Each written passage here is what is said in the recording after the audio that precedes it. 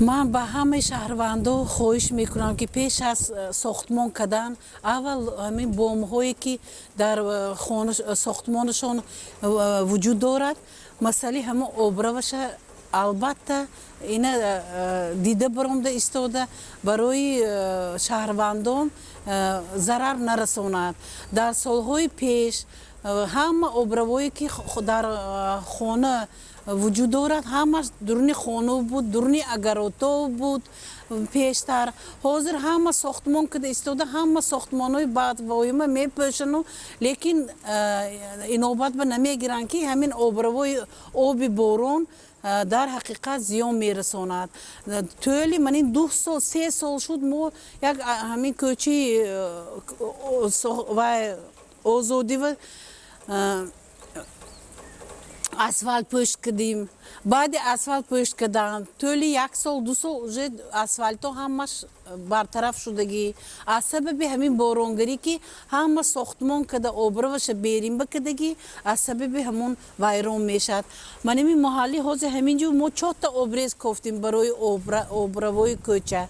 من این در یک تا من این جنگی آبرو ما فرو رفت اکون از سبب فرو رفتنش ساختمان کردن ماشینای کلان گذاشت همینجا آبریز فرو رفت. اکون هیچ کی یک چند مرتبه من مراجعت کردم همین کوچه و شهروندای کوچه پانفیلوف بکی بیتون یک تا آبریز کویم همون آبروی کوچه همش آبی منمی سری کوچه میرد اونجا مکتب بچه ها میگذرد کلان سولود میگذرن نماز به میگذرن همه جاش تر میشد ماشین میگذرد همه جای سر لباس تر میشد. از سبب همین من شهروندای من این محله‌های خودمو خواهش میکنم که اول همین آبروی خانه هاشون برطرف کنن آبریز کوون. ما یک چند مرتبه من این کوچه آزادی وان برام التماس کردیم بودیم سانپستانسی کردی اکولوژی کردی در مدار رفتیم گفتیم هیچ خیلی نتیجه نشد.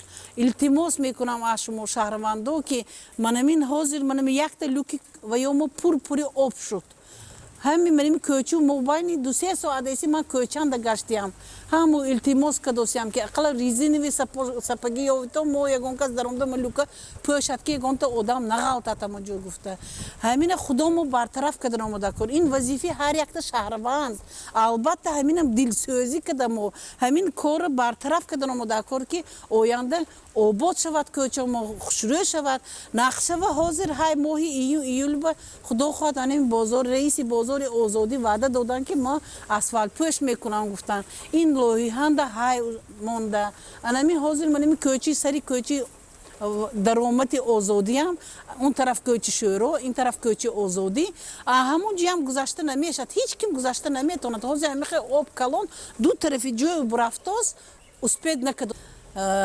همسایگی بود دلسوز بود مهربان بود. حاضر که افسوس که من نمیدونم که چخیل همسایه ها همین درش میپوشید و میگذارد به قول اورسا که ما یک خط سکرای میگویدو اومی آب درش میپوشید لیکن دلسوزی کردن در کار هر یک تا آدم پیش از ساختمان کردنش فهمیدنش در کار که همین آبرو کجا میرد قطره شده دایره میشد. حاضر من سحر ایسی من التماس کردیم بچه هایی که کشایتون این لوک کشایتون وای لوک کشایتون حاضر همون لوک آب اگر نکشاییم بود اونجا گذشته نمیشد. دیروز هم من آبنده گذشته نشد همونجا مجبور چوب موندیم همونجا که بچه ها نغلطه دنیا آب ندارد گفته. حاضر من امروز ما مجبور لوک دهنش کشیدیم که آب همونجا رو بدو آدم ها بی‌ملال گذرد. این خیلی نشده است کن ما دلسوزی کردن آماده کار یک تا 2 تا همیشه آدم باشد گر وای لیکن پیشتر همه دلش میسوخت درنی خونش انده بود آب روش اگروت انده بود اگروتا آب میخواد یگون وای نبود. من نمیدونم که حاضر همه خانه های بدوایی میپوشد و هیچ کیم اینه نظر به نمیگیرد.